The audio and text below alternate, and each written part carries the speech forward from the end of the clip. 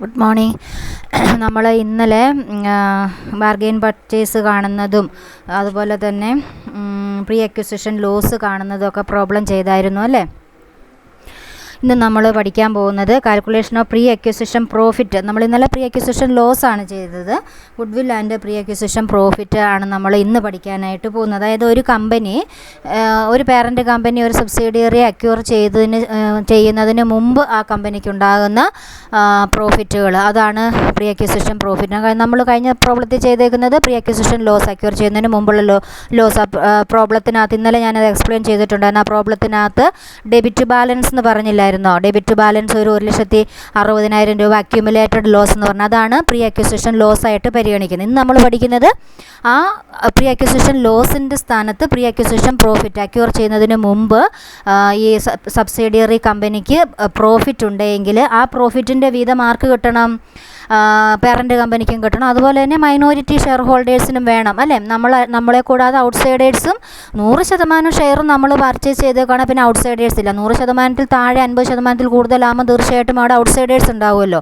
അപ്പോൾ ഈ minority pre acquisition profit ആർക്ക് അവകാശപ്പെട്ടതാണ്? മൈനോറിറ്റി ഷെയർ ഹോൾഡേഴ്സിന് അല്ലെങ്കിൽ ഔട്ട്സൈഡേഴ്സിന് അവകാശപ്പെട്ടതാണ്. അപ്പോൾ അത് ആ പ്രീ അക്വിസിഷൻ പ്രോഫിറ്റ് അവർക്ക് കൊടുത്തതിന് ശേഷമുള്ളതായിരിക്കും നമുക്ക് കിട്ടുന്നത്. അതായത് നമുക്ക് കിട്ടിയതിന് ശേഷമുള്ളവർക്ക്, നമ്മൾ 80% അക്യൂർ ചെയ്താൽ ബാക്കി 20% ആയിരിക്കും അവർക്ക് കൊടുക്കുന്നത്. അപ്പോൾ ഈ pre acquisition profit, pre acquisition loss എല്ലാം ഒക്കെ അടങ്ങിയ കൺസോളിഡേറ്റഡ് ബാലൻസ് ഷീറ്റാണ് നമ്മൾ പൊതുവിൽ പ്രിപ്പയർ ചെയ്യുന്നത്. അപ്പോൾ ഇതിനകത്ത് നമ്മൾ ഒന്ന് ചെയ്തു, ഏതാണ് ഈ പ്രീ അക്വിസിഷൻ ലോസ് ഉള്ളത് നമ്മൾ ചെയ്തു, ഒരു പ്രോബ്ലം ചെയ്തു അല്ലേ? ഇനി നമ്മൾ പ്രീ അക്വിസിഷൻ പ്രോഫിറ്റ് വരുമ്പോൾ എങ്ങനെയാണ്, ഒരു കുഞ്ഞു പ്രോബ്ലമാണ് ഇതിനകത്ത് പറയുന്നത് കേട്ടോ. ചോദ്യം വളരെ കുറച്ചാണ്, പക്ഷേ ഇച്ചിരി വലുതായിട്ട് കാണിക്കുന്നുണ്ട്. On 1st April 2019 subsidiary ABC limited has 90,000 as surplus in the balance sheet while on 31st March 2020 the balance in the surplus is 1,50,000. H limited acquired the shares of ABC limited on 1st July 2019. Determine the pre acquisition profit. അപ്പോൾ നമുക്ക് ABC എന്ന് പറയുന്ന ഒരു കമ്പനിയുടെ pre acquisition പ്രോഫിറ്റിനെ കുറിച്ചാണ് പറയുന്നത്. ABC ലിമിറ്റഡിന് 1/4/2019 April 1, 2019 90,000 profit അവരുടെ ബാലൻസ് ഷീറ്റിനകത്ത് സർപ്ലസ് 90,000 കാണിച്ചിട്ടുണ്ട്. അതുപോലെ തന്നെ 31/3/2020, അപ്പോൾ 1/4 എന്ന് പറയുമ്പോൾ ഒരു ഫിനാൻഷ്യൽ ഇയർ തുടങ്ങുവാണല്ലോ, തൊട്ട് മുമ്പ് 31/3/2020 അവരുടെ ബാലൻസ് ഷീറ്റിൽ എത്രയുണ്ട്? സർപ്ലസ് 1,50,000 ഉണ്ട്. ഈ കമ്പനിയെ എച്ച് ലിമിറ്റഡ് എന്ന് പറയുന്ന വേറൊരു കമ്പനി അക്യൂർ ചെയ്യുന്നു. ഈ കമ്പനിയുടെ ഷെയർ അക്യൂർ ചെയ്യുന്നു എന്നാണ് 1/7/2019. അപ്പം 1/4/2019 ഈ കമ്പനിക്ക് 90,000 രൂപ പ്രോഫിറ്റ് ഉണ്ട്. 31/3/2020, 1/4/2019 തുടങ്ങിയ ഫിനാൻഷ്യൽ ഇയർ ക്ലോസ് ചെയ്യുന്നത് എന്നാണ്? 31/3/2020 ക്ലോസ് ചെയ്യുന്നത്. അപ്പോൾ തുടക്കത്തിൽ 1/4/2019 ഫിനാൻഷ്യൽ ഇയർ സ്റ്റാർട്ട് ചെയ്യുമ്പോൾ അവർക്ക് 90,000 രൂപ പ്രോഫിറ്റ് ഉണ്ട്. ആ ഫിനാൻഷ്യൽ ഇയർ ക്ലോസ് ചെയ്യുന്ന 31/3/2020 അവർക്ക് എത്ര രൂപ പ്രോഫിറ്റ് ഉണ്ട്? 1,50,000 പ്രോഫിറ്റ് ഉണ്ട്. അപ്പം ഈ കമ്പനിയെ ഈ 2020 മാർച്ച് 31 1,50,000 രൂപ പ്രോഫിറ്റുള്ള ഈ കമ്പനിയെ ജൂലൈ 1 2020 ജൂലൈ മാസത്തിൽ, അതായത് 2019 തുടങ്ങിയ ആ ഫിനാൻഷ്യൽ ഇയർ ക്ലോസ് ചെയ്തിട്ട് ഏപ്രിൽ മെയ് ജൂൺ 3 മാസം കഴിഞ്ഞിട്ട് ആ കമ്പനി ആര് അക്യൂർ ചെയ്തു? എച്ച് ലിമിറ്റഡ് എന്ന് പറയുന്ന കമ്പനി അക്യൂർ ചെയ്തു. അപ്പോൾ ഈ കമ്പനിയുടെ പ്രീ അക്വിസിഷൻ പ്രോഫിറ്റ് എത്രയാണെന്ന് കണ്ടുപിടിക്കാനാണ് നമ്മളോട് പറയുന്നത്. എന്നാണ് അക്യൂർ ചെയ്യുന്നത്? 1/7/2020 അക്യൂർ ചെയ്യുന്നത്. ഈ കമ്പനിക്ക് പ്രീ അക്വിസിഷൻ പ്രോഫിറ്റ് എത്രയെന്നുള്ളത്. അപ്പോൾ അതിന് താഴെ ഒരു പാരാഗ്രാഫ് ആയിട്ട് കൊടുത്തേക്കുന്നുണ്ട്. അതിന് മുന്നേ ഡയറക്റ്റ് ആയിട്ട് ആൻസർ കൊടുത്തേക്കുന്നുണ്ട്. Pre acquisition profit is equal to 90,000 plus 60,000 into 3/12 എന്ന്. 60,000 ഇൻറ്റു 3/12 എന്ന്. എങ്ങനെ 60,000 കിട്ടിയത്? തുടക്കത്തിൽ എത്രയായിരുന്നു പ്രോഫിറ്റ്? ഏപ്രിൽ 1 പ്രോഫിറ്റ് എത്രയാണ്? 90,000. മാർച്ച് 31 ആയപ്പോൾ അത് എത്രയായി? 1,50,000. ഈ 90,000 കൂടെ 60,000 കൂടെ ആഡ് ചെയ്തപ്പോഴല്ലേ ആ കമ്പനിക്ക് എത്ര പ്രോഫിറ്റ് ആയത്? 1,50,000 പ്രോഫിറ്റ് ആയത്. ഓൾറെഡി ഉണ്ടായിരുന്ന പ്രോഫിറ്റിൻ്റെ കൂട്ടത്തിൽ 60,000, അതാണ് ആ 60,000 ഇൻറ്റു 3/12 12 എന്ന് പറയുന്നത്. അതായത് ഏപ്രിൽ 1 അടുത്ത ഫിനാൻഷ്യൽ ഇയർ ആരംഭിക്കും അല്ലേ. 2020 മാർച്ച് 31 ബിസിനസ് ക്ലോസ് ചെയ്തു, 1,50,000 പ്രോഫിറ്റ് ഉണ്ട്. എന്നിട്ട് നമ്മൾ ഏപ്രിൽ 1 എന്ത് ചെയ്യും? 2020 എന്നുള്ള ആ ഫിനാൻഷ്യൽ ഇയർ സ്റ്റാർട്ട് ചെയ്യും അല്ലേ. നമുക്ക് തന്നിരിക്കുന്ന ക്വസ്റ്റ്യൻ എങ്ങനെയാണ്? ഏപ്രിൽ 1, 2019 മുതൽ മാർച്ച് 31, 2020 വരെയുള്ള 2019-20 ഫിനാൻഷ്യൽ ഇയറിൻ്റെ കാര്യമാണ് നമുക്ക് പ്രോഫിറ്റൊക്കെ തന്നേക്കുന്നത് അല്ലേ. 2020 മാർച്ച് 31 ബിസിനസ് ക്ലോസ് ചെയ്തു. എന്നിട്ട് ആ സമയത്ത് ഇവർക്ക് എത്രയുണ്ടായിരുന്നു? റീറ്റെയിൻഡ് ഏണിങ്സ് നല്ല സർപ്ലസ് എന്ന് പറയുന്നത് എത്രയുണ്ടായിരുന്നു? 1,50,000 ഉണ്ടായിരുന്നു. അപ്പോൾ ഏപ്രിലുണ്ടായിരുന്ന 90,000 കൂടെ 60,000 കൂടെ കൂടുതൽ ഇവർ ഏൺ ചെയ്തു. അങ്ങനെ അവർക്ക് 1,50,000 രൂപ പ്രോഫിറ്റ് ആയിട്ടുണ്ടായിരുന്നു. ഈ കമ്പനിയെ 3 മാസത്തിന് ശേഷം അക്യൂർ ചെയ്തു? എച്ച് ലിമിറ്റഡ് അക്യൂർ ചെയ്തു. അപ്പോൾ അക്യൂർ ചെയ്യുന്നതിന് മുമ്പുള്ള പ്രോഫിറ്റിനെ നമ്മൾ എന്തെന്ന് പറയുക? പ്രീ അക്യൂസിഷൻ പ്രോഫിറ്റ് എന്ന് പറയുന്നത്. അക്യൂർ ചെയ്യുന്നതിന് മുമ്പ് എത്ര കാലമാണ് ഈ കമ്പനിക്ക് പ്രോഫിറ്റ് കൊണ്ട് കണക്കാക്കാൻ പറ്റുന്നത്? 3 മാസമല്ലേ ഉള്ളൂ.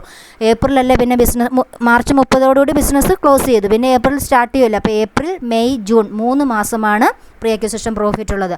അപ്പം ഈ അക്യൂർ ചെയ്യുന്നതിന് മുമ്പുണ്ടായിരുന്ന ആദ്യത്തെ 90,000 അതിൻ്റെ കൂട്ടത്തിൽ ആദ്യത്തെ 90,000-ൻ്റെ 12/3 നമ്മൾ എടുക്കത്തില്ല. കാരണം അത് ഒരു വർഷം റൗണ്ട് ചെയ്ത് പോയ പ്രോഫിറ്റാണ്.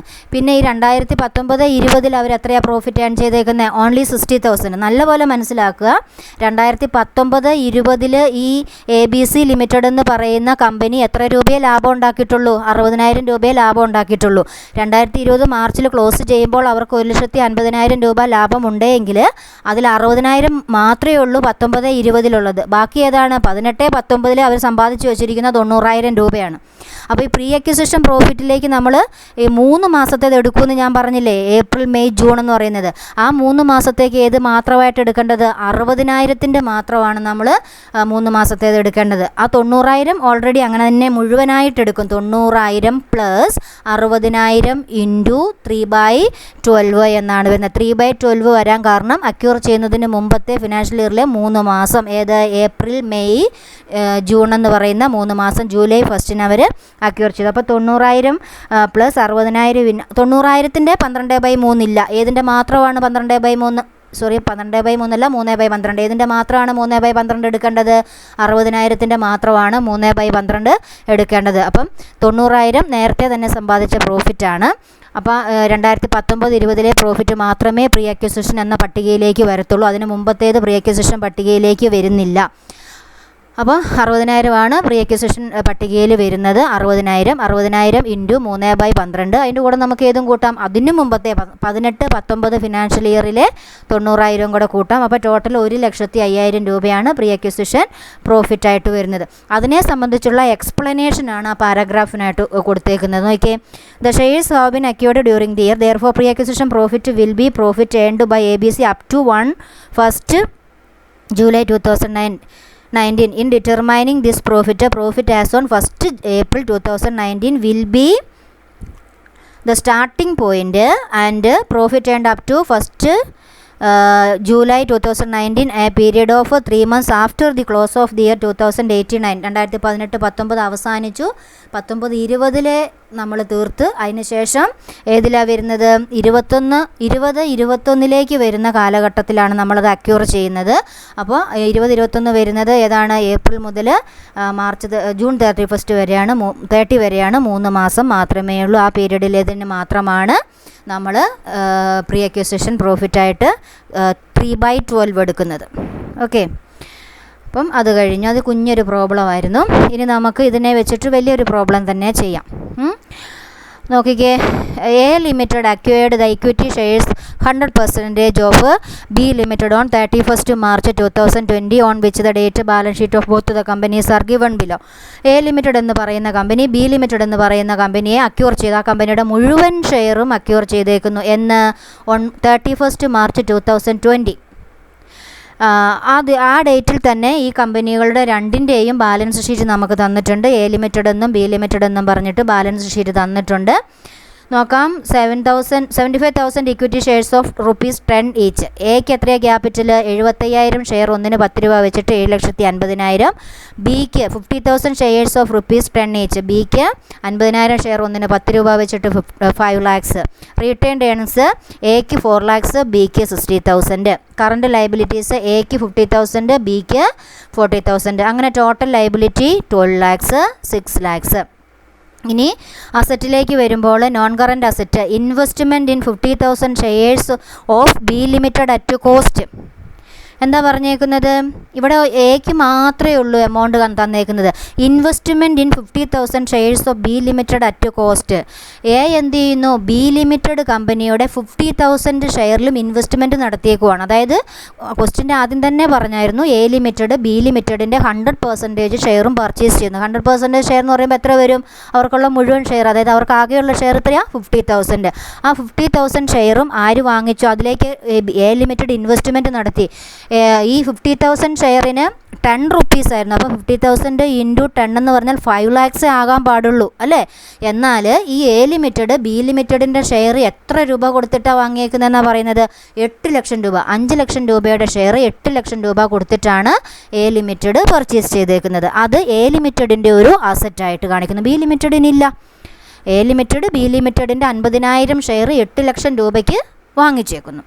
ഇനി കറണ്ട് അസറ്റ് എത്രയുണ്ടെന്ന് നോക്കിക്കേ. എ ലിമിറ്റഡിന് 4 lakhs ഉണ്ട്, ബി ലിമിറ്റഡിന് 6 lakhs ഉണ്ട്. അങ്ങനെ ടോട്ടൽ 12 lakhsഉം 6 lakhsഉം വന്നു. എന്നിട്ട് നമ്മളോട് പറയുകയാണ് കൺസോളിഡേറ്റഡ് ഫിനാൻഷ്യൽ സ്റ്റേറ്റ്മെൻറ്റ് അല്ലെങ്കിൽ കൺസോളിഡേറ്റഡ് ബാലൻസ് ഷീറ്റ് പ്രിപ്പയർ ചെയ്യുക. നമ്മൾ ഇതിനു മുമ്പ് ചെയ്തതാണ്.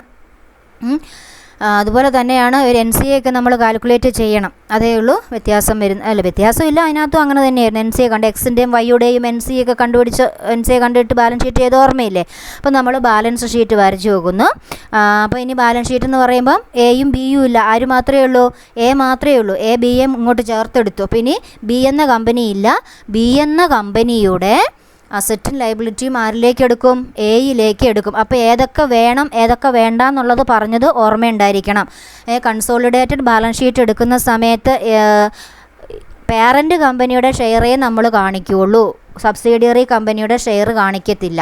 ആ കാര്യം ഓർമ്മയുണ്ടായിരിക്കണം. അതുപോലെ തന്നെ NCA നമ്മൾ എടുക്കും. ആ NCA കാൽക്കുലേറ്റ് ചെയ്തിട്ട് NCA നമ്മൾ എടുക്കും. അതും ഒക്കെ ഓർമ്മയുണ്ടായിരിക്കണം. പിന്നെ നോക്കാം നമുക്ക്. അപ്പോൾ പേരൻറ്റ് കമ്പനിയുടെ ഷെയർ മാത്രമല്ലേ എടുക്കുകയുള്ളൂ, സബ്സിഡിയറി കമ്പനിയുടെ എടുക്കത്തില്ല. അതുപോലെ തന്നെ പേരൻറ്റ് കമ്പനി സബ്സിഡിയറി കമ്പനിയിലെ നടത്തിയിട്ടുള്ള ഇൻവെസ്റ്റ്മെൻറ്റും എടുക്കരുതെന്ന് പറഞ്ഞിട്ടുണ്ട്. നമ്മൾ കഴിഞ്ഞ കണക്കിനകത്തൊരു 30,000 ഒഴിവാക്കി അല്ലേ? പേരൻറ്റ് കമ്പനി സബ്സിഡിയറി കമ്പനിയുടെ ഷെയറിന്മേൽ ഇൻവെസ്റ്റ്മെൻറ്റ് നടത്തിയിട്ടുണ്ടെങ്കിൽ അതും ഈ കൺസോളിഡേറ്റഡ് ബാലൻസ് ഷീറ്റിനകത്ത് എടുക്കരുത്.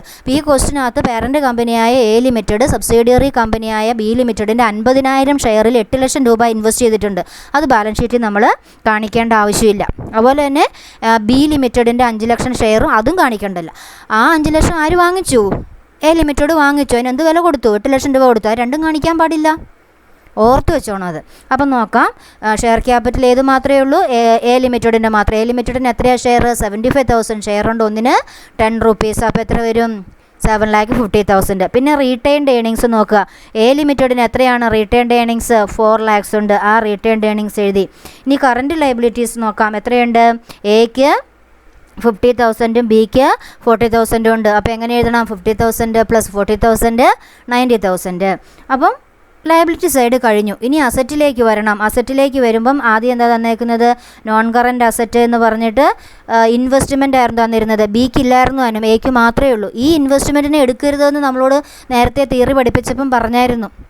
പേരൻറ്റ് കമ്പനി സബ്സിഡിയറി കമ്പനിയുടെ ഷെയറിൽ ഇൻവെസ്റ്റ് നടത്തിയിട്ടുണ്ടെങ്കിൽ ആ ഇൻവെസ്റ്റ് കൺസോളിഡേറ്റഡ് ബാലൻസ് ഷീറ്റിൽ കാണിക്കരുതെന്ന് പറഞ്ഞു. അതുകൊണ്ട് ഇതിനെ എടുക്കാൻ പാടുണ്ടോ? ഇല്ല. അപ്പം പക്ഷേ ഇതിനകത്ത് വരാനുണ്ട് ഗുഡ് വില്ല്. നെഗറ്റീവായിട്ടുള്ള പോസിറ്റീവായിട്ടുള്ളതായ ഗുഡ് വില്ല് വരാനുണ്ട്. അതായത് നമുക്കറിയാം എ ലിമിറ്റഡിനെ ബി ലിമിറ്റഡിനെ എ ലിമിറ്റഡ് പർച്ചേസ് ചെയ്തത് എത്ര രൂപ കൊടുത്തിട്ടാണ്? 8 ലക്ഷം രൂപ കൊടുത്തിട്ടാണ് പർച്ചേസ് ചെയ്തത് അല്ലേ? ബി ലിമിറ്റഡിന് എത്ര രൂപ അസറ്റ് ഉണ്ടായിരുന്നു? 6 ലക്ഷം രൂപ ക്വസ്റ്റ്യനിലേക്ക് നോക്കുക. 6 ലക്ഷം രൂപയുടെ അസറ്റേ ഉണ്ടായിരുന്നുള്ളൂ ബി ലിമിറ്റഡിന്. അപ്പോൾ 6 ലക്ഷം രൂപയുടെ അസറ്റാണ് നെറ്റ് അസറ്റ് എന്ന് പറയുന്നത്. ആ നെറ്റ് അസറ്റ് അക്യൂർ ചെയ്തത് 6 ലക്ഷം. കൊടുത്ത കൺസിഡറേഷൻ എന്ന് പറയുമ്പോൾ എത്ര വരുന്നുണ്ടാവും? 8 ലക്ഷത്തോളം. അല്ലെങ്കിൽ നോക്കുക, 8 ലക്ഷം അല്ലെങ്കിലും ഈ 100% ഷെയർ അക്യൂർ ചെയ്തെന്ന് പറയുമ്പോൾ 5 ലക്ഷം രൂപയും അതിനകത്ത് വരുന്നുണ്ട്. അപ്പോൾ നമ്മൾ എന്ത് കാൽക്കുലേറ്റ് ചെയ്യണം? ഗുഡ് വില്ല് കാൽക്കുലേറ്റ് ചെയ്യണം. ഗുഡ് വില്ല് കാൽക്കുലേറ്റ് ചെയ്യുന്ന വർക്കിംഗ് നോട്ടിലേക്ക് വരാം. Calculation of goodwill. Consideration transferred. കൺസിഡറേഷനായിട്ട് എത്ര കൊടുത്തു? 100% ഷെയറും ആര് വാങ്ങിച്ചു? എ ലിമിറ്റഡ് വാങ്ങിച്ചു. പകരം എത്ര രൂപ കൊടുത്തെന്നാണ് പറയുന്നത്? അസറ്റ് സൈഡിൽ എന്താ പറഞ്ഞേക്കുന്നത്? Investment in 50% shares of B limited at rupees 8 lakhs. 50,000 ഷെയറിൽ ഇൻവെസ്റ്റ്മെൻറ്റ് നടത്തി. എത്ര രൂപ? 8 ലക്ഷം. ആ 8 ലക്ഷത്തിനെയാണ് നമ്മൾ എന്തായിട്ട് പരിഗണിക്കേണ്ടത്? കൺസിഡറേഷൻ കൊടുത്തതായിട്ട് പരിഗണിച്ചു. ചുരുക്കം പറഞ്ഞാൽ ഇത്രയേ ഉള്ളൂ. എ ലിമിറ്റഡ് ബി ലിമിറ്റഡിന് 8 ലക്ഷം രൂപ കൊടുത്ത് ഇങ്ങോട്ട് വാങ്ങിച്ചു എന്നാണ്. അപ്പോൾ ആ എ ലിമിറ്റഡ് ബി ലിമിറ്റഡിന് ഇങ്ങോട്ട് വാങ്ങിച്ചപ്പോൾ നമ്മൾ ഏതൊരു വസ്തു വാങ്ങുമ്പം കാശ് കൊടുക്കണ്ടേ? അങ്ങനെ കൊടുത്തേക്കുന്ന കാശാണ് ഏത്? 8 ലക്ഷം രൂപ. അതിനെയാണ് കൺസിഡറേഷൻ എന്ന് പറയുന്നത്. നിങ്ങൾ ലോ പഠിച്ചില്ല, ഏതൊരു സാധനം വാങ്ങുമ്പോൾ തിരിച്ച് അങ്ങോട്ടും ഇങ്ങോട്ടും വേണമെന്ന്. ഒരാൾ കാറ് വാങ്ങുകയാണെങ്കിൽ, ഞാനൊരു കാറ് വാങ്ങിയാൽ കാർ എനിക്ക് കിട്ടണം, ഞാൻ അയാൾക്ക് പൈസയും കൊടുക്കണം, ഇങ്ങോട്ടും അങ്ങോട്ടും കൊടുക്കണം, കൺസിഡറേഷൻ വേണം അല്ലേ? അപ്പോൾ ഈ കമ്പനിയുടെ കേസിലും അങ്ങനെയാണ്. എ എന്ന് പറയുന്ന കമ്പനി 8 ലക്ഷം രൂപ അങ്ങോട്ട് കൊടുത്തു. ബി എന്ന കമ്പനി എന്ത് ചെയ്താൽ കമ്പനിയെ തന്നെ ഇങ്ങോട്ട് കൊടുത്തു. അപ്പോൾ അതിന് കൊടുത്ത കൺസിഡറേഷനാണ് ഏത്? 8 ലക്ഷം രൂപ. അതിന് നമ്മൾ ഔട്ടർ കോളത്തിലേക്ക് എഴുതുന്നു. ആ 8 ലക്ഷം കിട്ടിയത് എങ്ങനെയാണ് എന്ന് ഞാൻ എൻ്റെ മുകളിൽ ഒരു ആരോ മാർക്ക് ഇട്ട് എഴുതിയിട്ടുണ്ട്. Non current asset of A limited. Balance ഷീറ്റിനകത്ത് നോൺ കറൻറ്റ് അസറ്റ് എന്ന് പറഞ്ഞിട്ട് ഇൻവെസ്റ്റ്മെൻറ്റ് ഇൻ 50,000 ഷെയർസ് എന്ന് പറഞ്ഞ് കൊടുത്തേക്കുന്നില്ലേ? അതാണെന്ന് നിങ്ങൾക്ക് മനസ്സിലാകാൻ വേണ്ടിയിട്ടാണ് ഞാൻ ആ ആരോ മാർക്ക് ഇട്ടിട്ട് അവിടെ അങ്ങനെ എഴുതി വെച്ചിരിക്കുന്നത്. ഇനി less net asset acquired. Asset acquire ചെയ്തതിന് ഇതിൽ നിന്ന് നമ്മൾ കുറയ്ക്കണം.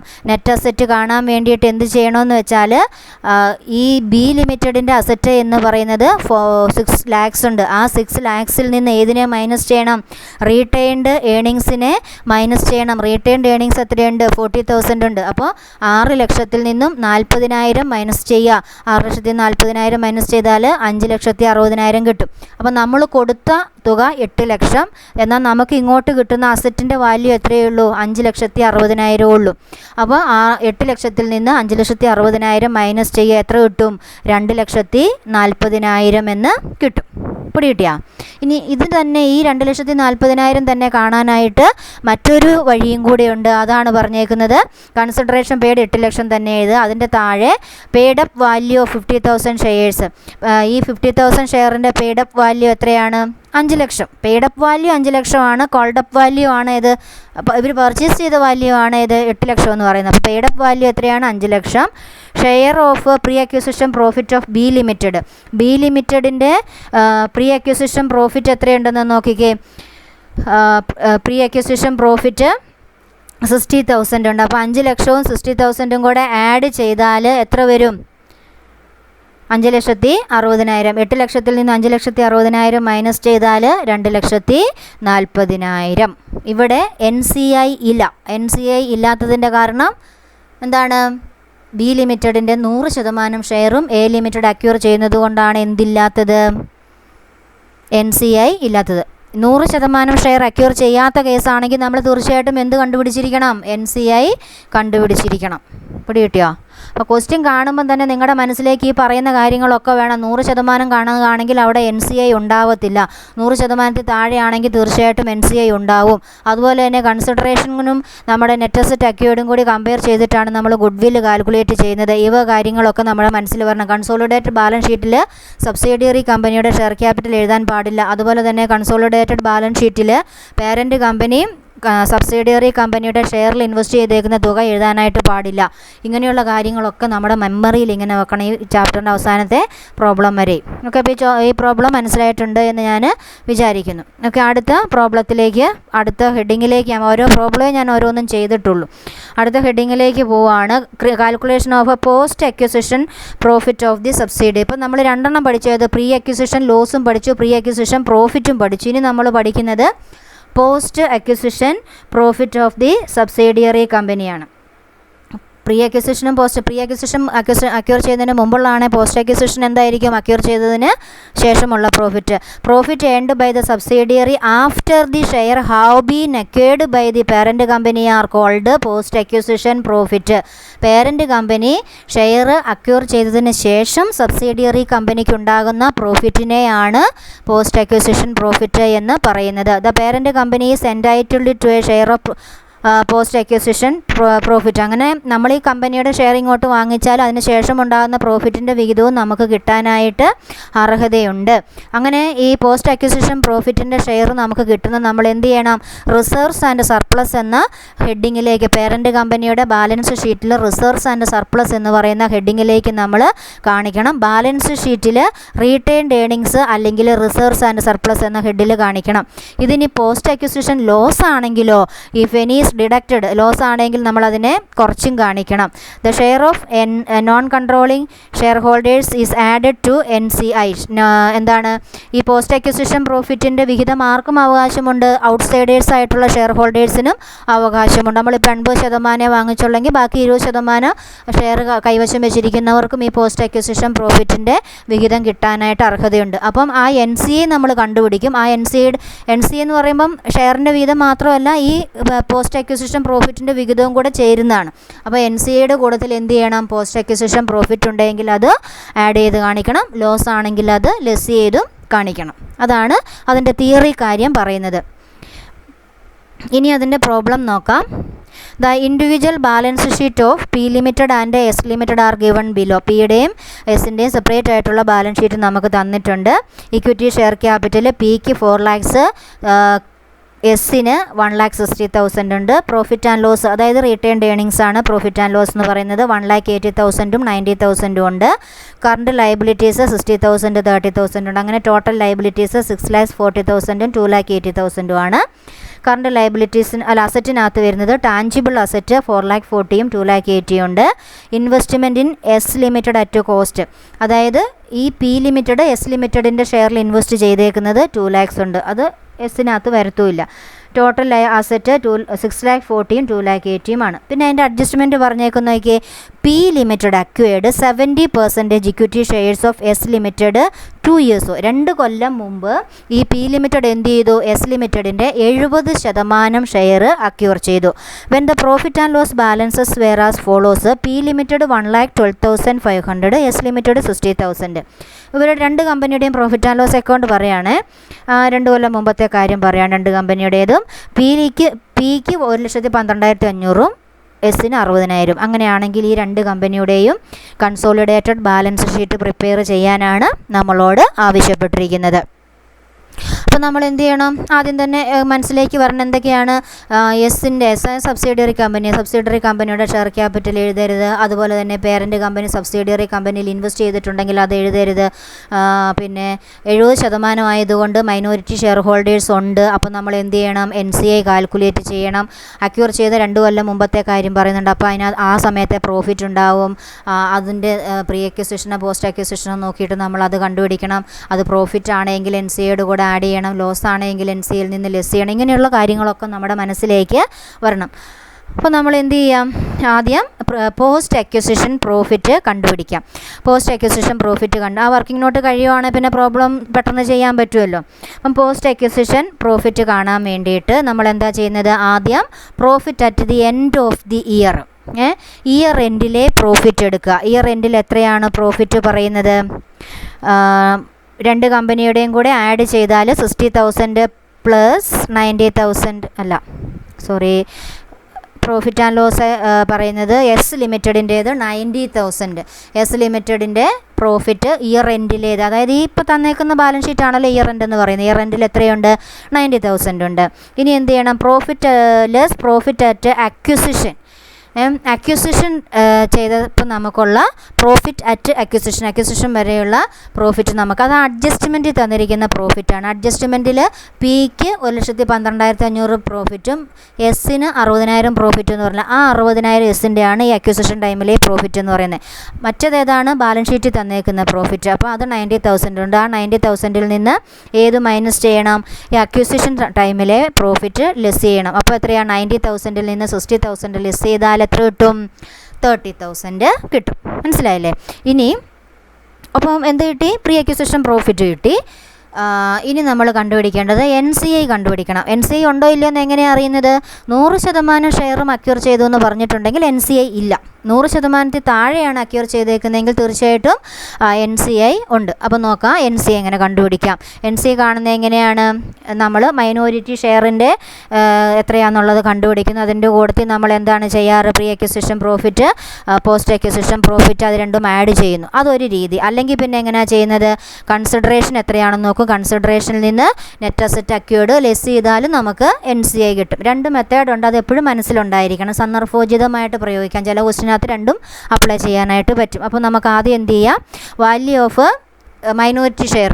മൈനോറിറ്റി എത്രയാണ് വരുന്നത്? നമ്മൾ അക്യൂർ ചെയ്ത് എത്രയാണ്? 70%. അപ്പോൾ മൈനോറിറ്റി എത്രയായിരിക്കും വരുന്നത്? 30%, അല്ലേ? അപ്പം value of 30% shares of S limited. S ലിമിറ്റഡിന് മൊത്തം എത്ര ഷെയർ ക്യാപിറ്റൽ ഉള്ളത്? ബാലൻസ് ഷീറ്റിലേക്ക് നോക്കണം. അറിയണമെങ്കിൽ എത്രയുള്ളത്? 1,60,000 ഉണ്ട്. ഈ 1,60,000-ൽ 70% ആർക്ക് അവകാശപ്പെട്ടത്? പിക്ക് അവകാശപ്പെട്ടത്. ബാക്കി 30% ഔട്ട്സൈഡേഴ്സിന് അവകാശപ്പെട്ടത്. ആ 30%മാണ് നമ്മളിപ്പോൾ ഇവിടെ കാൽക്കുലേറ്റ് ചെയ്യുന്നത്. 1,60,000-ൻ്റെ 30% എന്ന് പറഞ്ഞാൽ 48,000.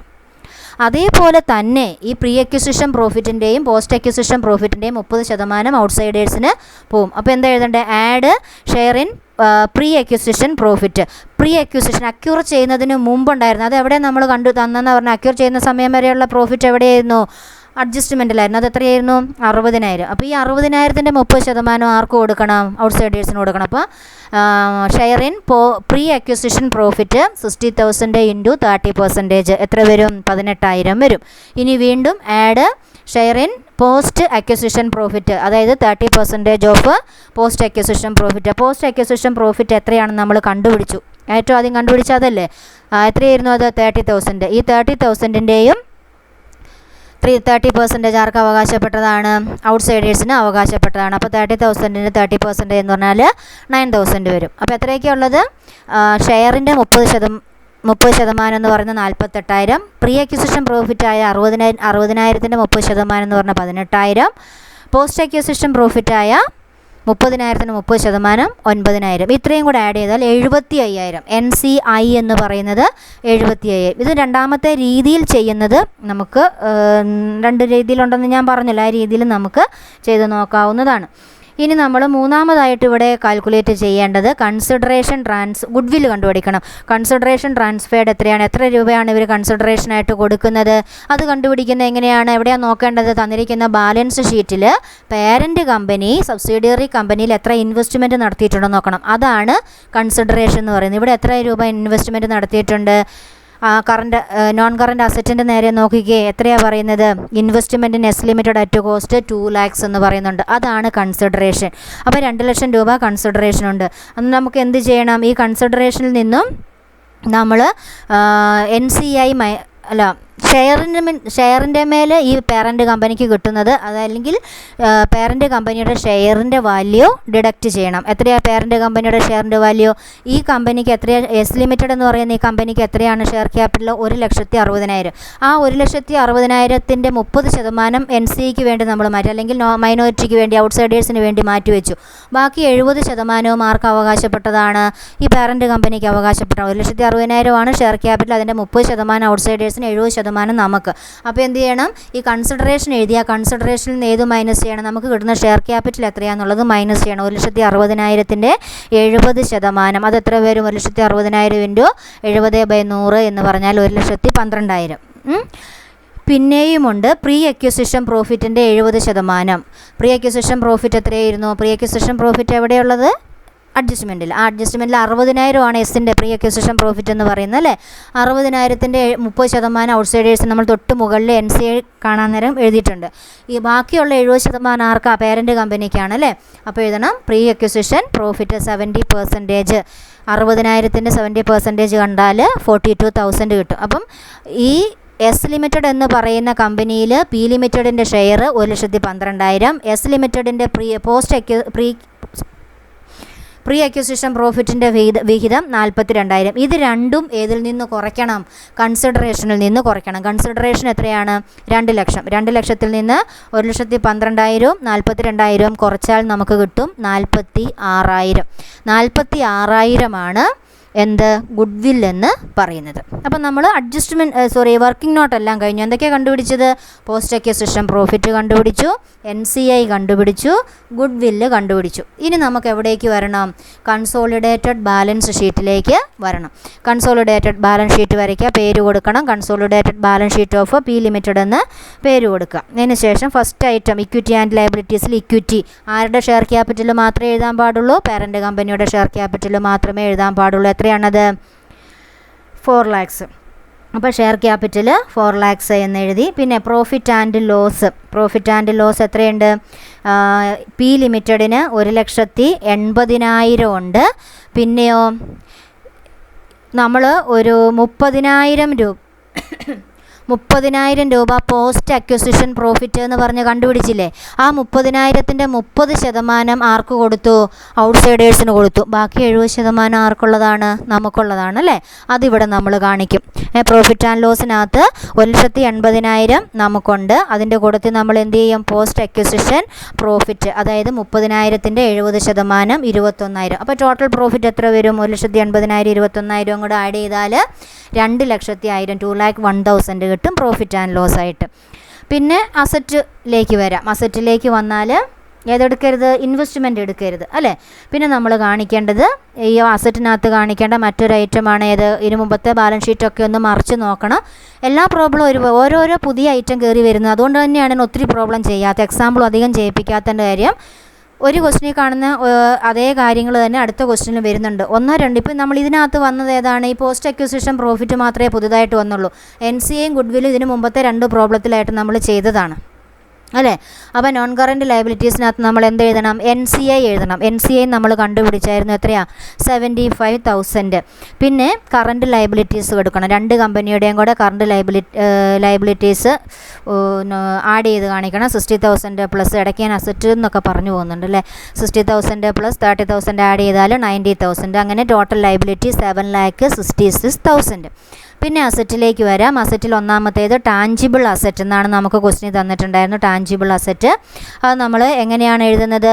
ടാഞ്ചിബിൾ അസറ്റ് നമുക്ക് ക്വസ്റ്റിന് തന്നേക്കുന്ന 4,40,000 ആയിരുന്നു. പിക്ക് വൈക്ക് 2,80,000 ആയിരുന്നു. അത് രണ്ടും കൂടെ ആഡ് ചെയ്ത് 7,20,000. പിന്നെ ഗുഡ് വില്ലാണ് കാണിക്കേണ്ടത്. നോൺ കറൻറ്റ് അസറ്റിനകത്ത് വരുന്ന മറ്റേ ഐറ്റം ഏതാണ്? ഗുഡ് വില്ല്. ഗുഡ് വിൽ നമ്മൾ കണ്ടുപിടിച്ചു. വർക്കിംഗ് നോട്ടിൽ എത്രയാണ് ഗുഡ് വില്ല്? 46,000 എന്ന് കണ്ടുപിടിച്ചു. അത് എഴുതുക. അപ്പോൾ ടോട്ടൽ എത്രയായി? 7,66,000. മനസ്സിലായോ? ചെയ്യുമ്പം മനസ്സിലാകുന്നില്ലെങ്കിൽ എന്നെ വിളിച്ചാൽ മതി, ഞാൻ പറഞ്ഞു തരാം കേട്ടോ. Okay, thank you.